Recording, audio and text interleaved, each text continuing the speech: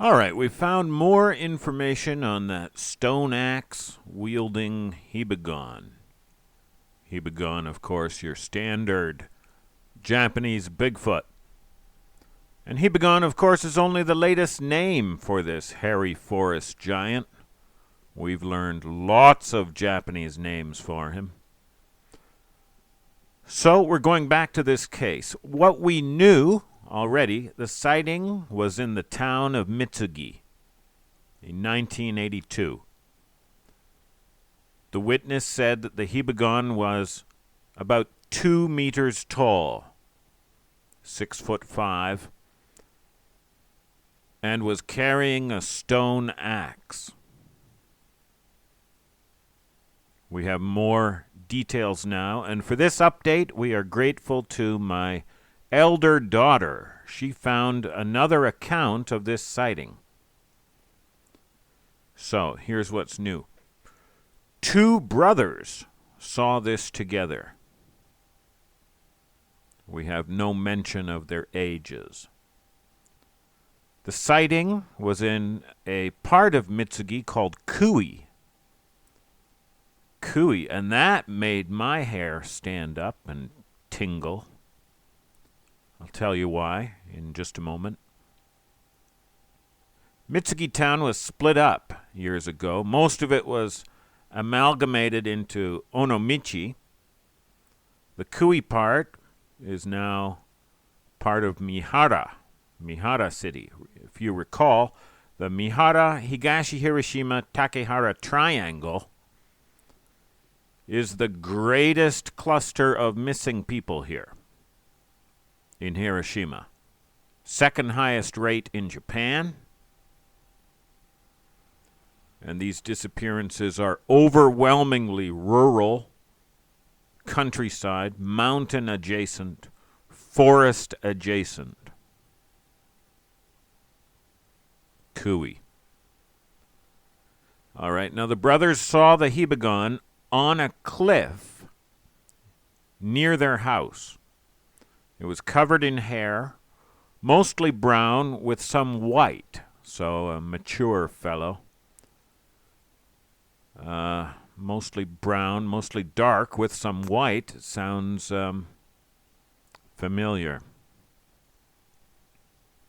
He cried to the brothers.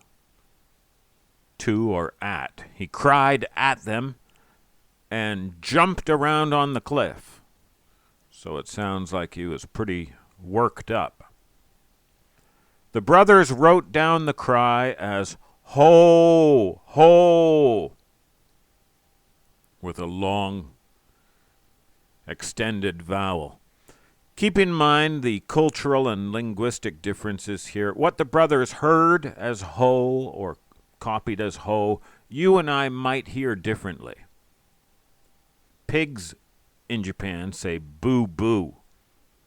Frogs in Japan say keto keto. But anyway, it was a long held vowel, or maybe a howl. Now the brothers said he had a stone axe and a rock in his hands. An axe in one hand, a rock in the other. Now I had earlier, because we only heard of the stone axe, I had speculated something like a haftless handheld stone axe tool. But then I think the brothers would have said he had 2 rocks in his hands. And they clearly distinguish rock and stone axe.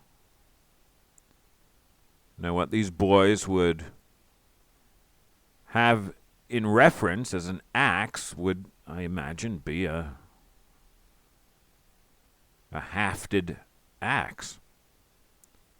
The Basajon, or Basajonak of the Basque country, are a giant hairy forest people said to carry clubs and stone axes. Interesting. They are also said to create megaliths. Very interesting. Basajonak.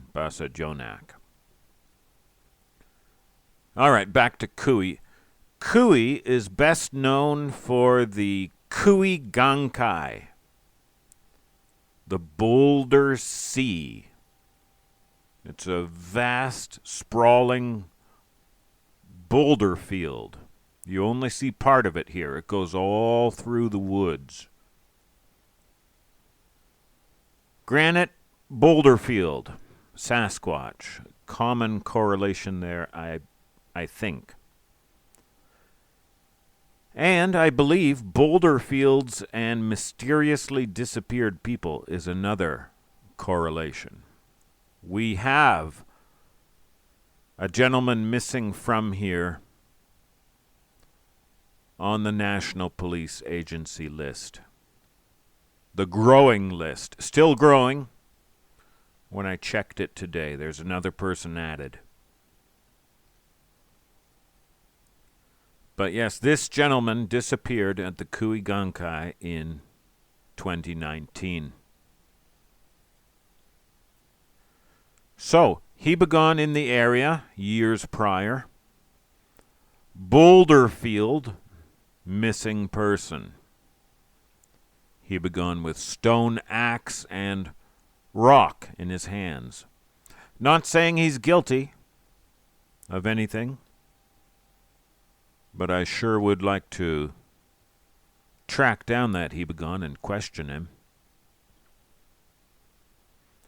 Okay, there's your update. I was going to take you up on the mountain today to the second ring, Tigermouth Gate. I was going to try to dig some gravel out of that gate foundation and photograph the bare rock bed, or part of it anyway. But it's raining last night and today, and I don't want to slip off the rocks into the abyss. So we'll put that off for a better day.